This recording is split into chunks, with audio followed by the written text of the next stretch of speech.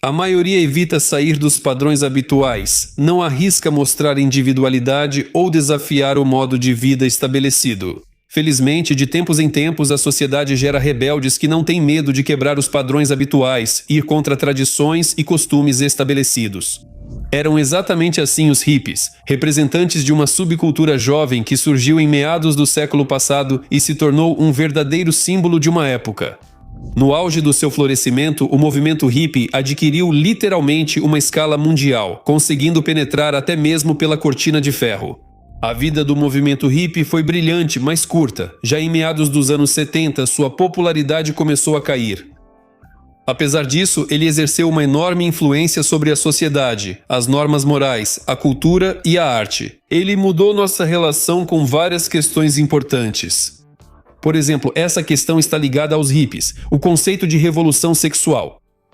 O movimento deu impulso à formação de um grande número de subculturas juvenis, e ainda sentimos esse impulso até hoje. Neste vídeo, vou contar quem são os hippies, onde e quando eles apareceram, e quais ideias defendiam. Você conhecerá os hippies soviéticos, que apesar das proibições e perseguições, mantinham-se fiéis aos seus ideais. Meu nome é Semyon e declaro aberta a sessão Como Viviam. Vamos começar.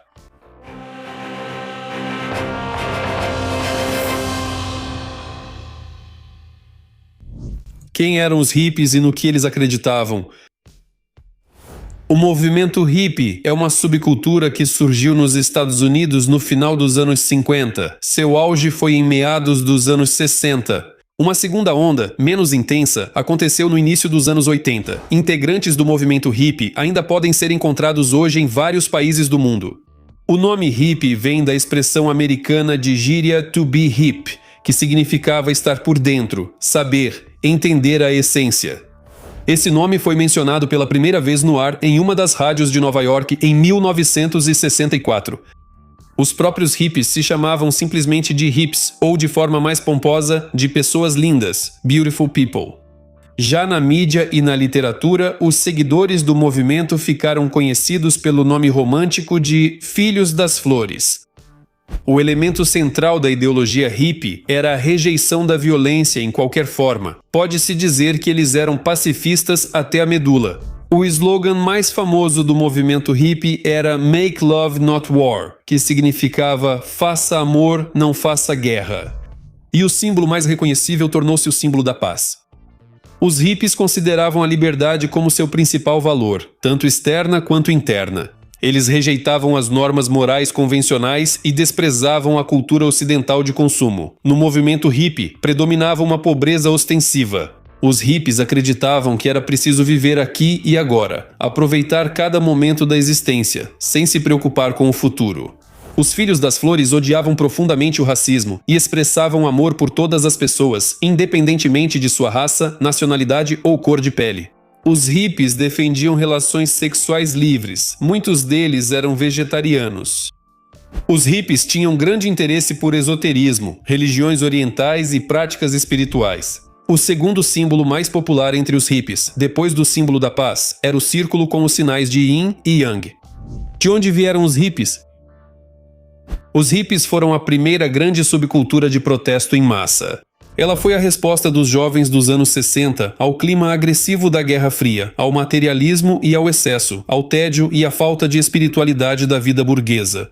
Nesse momento, as gerações que viveram a Grande Depressão e a Segunda Guerra Mundial já haviam criado seu ideal de vida capitalista, que mais tarde seria chamado de sonho americano. O pacote obrigatório incluía um bom emprego, um carro caro, uma casa própria cheia de crianças e idas regulares à igreja aos domingos. Mas a geração do pós-guerra, que cresceu na abundância, não ligava para nada disso. Os jovens não idolatravam bens materiais, colocando a autoexpressão em primeiro lugar.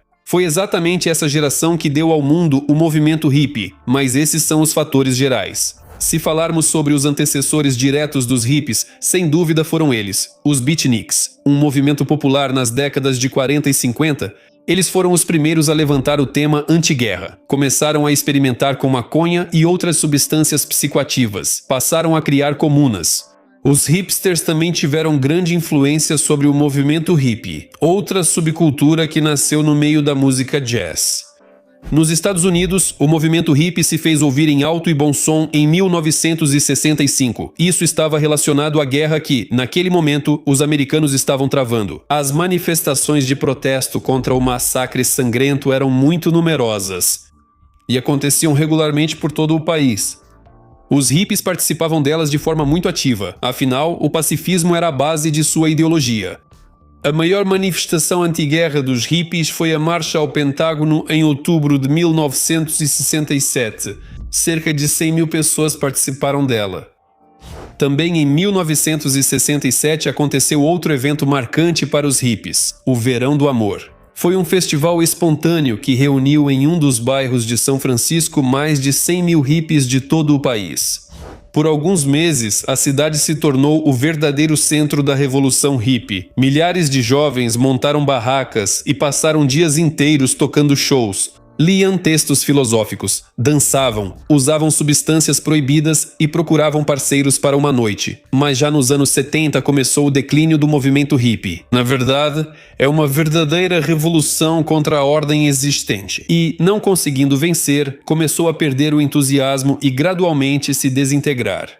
Como viviam os hippies? Os hippies viviam em comunas ou comunidades. Essa era uma das principais características desse movimento.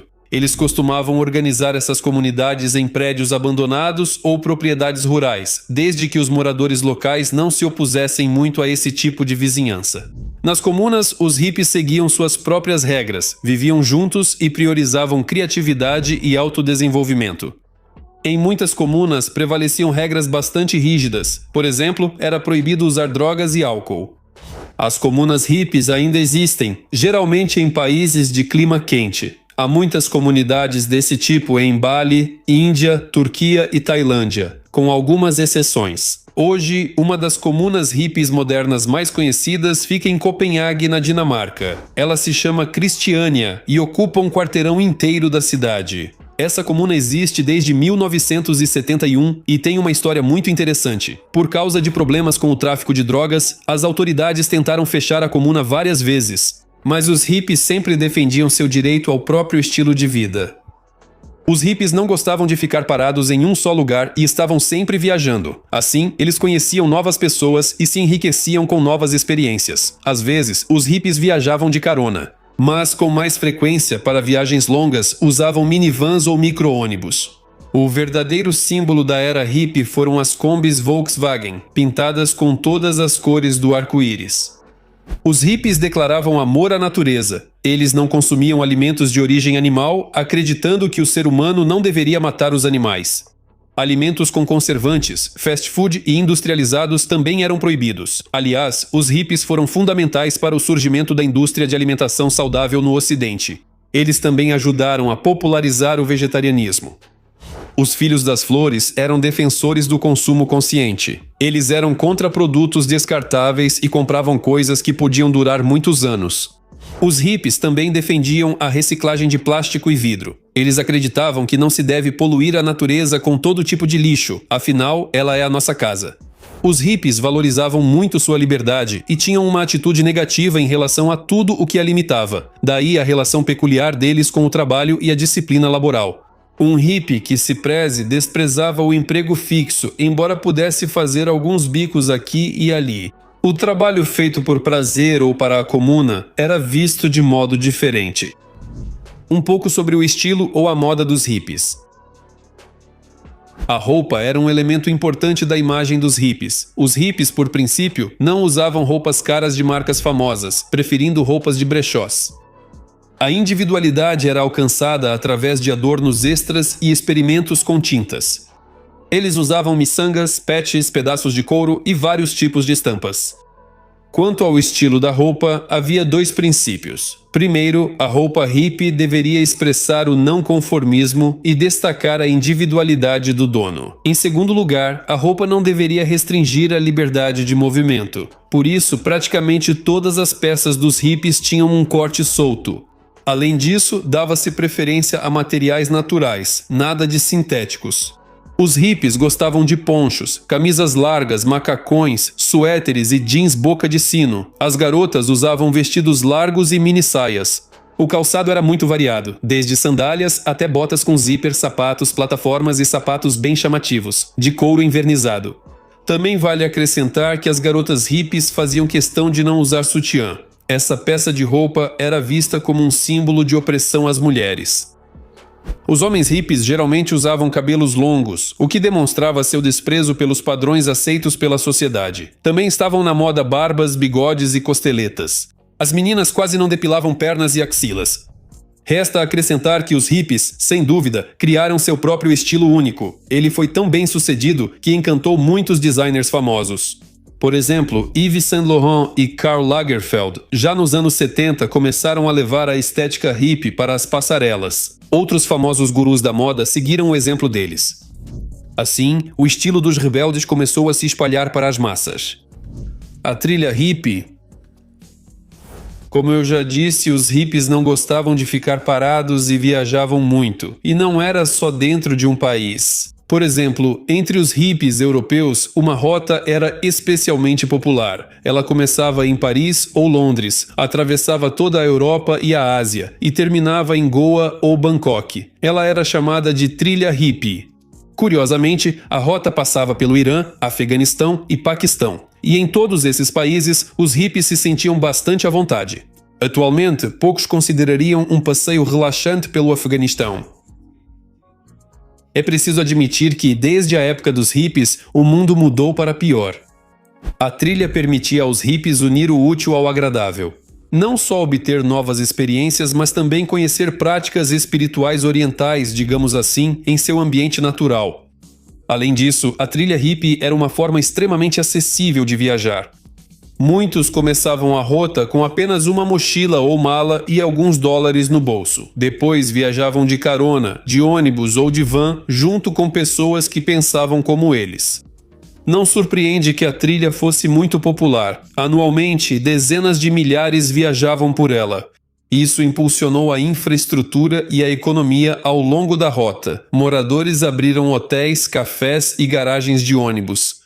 Com o fim do movimento hippie, a trilha entrou em declínio. Nos anos 70, a Ásia também foi marcada por conflitos. E os países que antes eram hospitaleiros tornaram-se perigosos para os viajantes.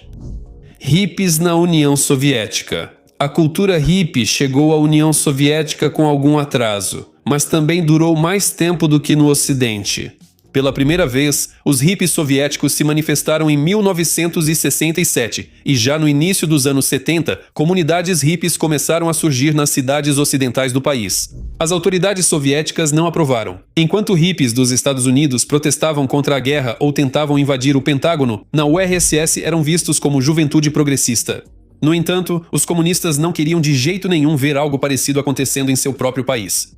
Além disso, muitos hippies estavam ligados ao meio dissidente. Eles rejeitavam o regime soviético e sua ideologia. E alguns só queriam viver fora do sistema politizado, o que também não agradava às autoridades. Os hippies começaram a ser perseguidos. Em resposta, foi criado um sistema semi-clandestino, uma rede de células onde cada hippie podia receber ajuda ou abrigo. Lá também eram realizados shows de rock clandestinos, exposições de arte e leituras literárias. Nas cidades surgiram pontos de encontro dos hippies. Os funcionários da milícia e da KGB sabiam desses lugares. Por isso os hippies eram detidos periodicamente e chamados para conversas preventivas com as autoridades. E no geral dificultavam ao máximo a vida deles. A propaganda soviética também não ficou de fora. Ela criava na consciência coletiva uma imagem extremamente negativa dos hippies. Os adeptos desse movimento eram retratados como jovens desleixados, vagabundos e bêbados. Vale ressaltar que, embora os hippies soviéticos rejeitassem o komsomol, o serviço militar e o emprego fixo, eles não se envolviam em política, pois entendiam que, nesse caso, enfrentariam repressões severíssimas. E claro, eles não se permitiam fazer o que seus colegas ocidentais faziam em relação às drogas e ao amor livre. Na URSS, isso era simplesmente impensável. Os hippies soviéticos viviam em profunda clandestinidade até o início da perestroika de Gorbachev. Algumas palavras para encerrar. Nos anos 70, o movimento hippie começou a perder força gradualmente. Outras subculturas surgiram, transformando o movimento hippie em apenas uma delas.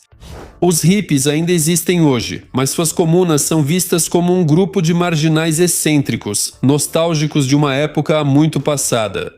No entanto, mesmo esse resultado triste não diminui a importância do movimento hippie, pois ele foi o primeiro. Essa subcultura não desapareceu, ela simplesmente se tornou parte da nossa sociedade. O homem moderno nem imagina como o movimento hippie mudou a sua vida. A tolerância racial, o vegetarianismo, a alimentação saudável, a popularização do yoga, as práticas orientais, movimentos anti-guerra, proteção ambiental e direitos das mulheres, todas essas ideias hippies já se tornaram mainstream e são amplamente aceitas pela sociedade atual.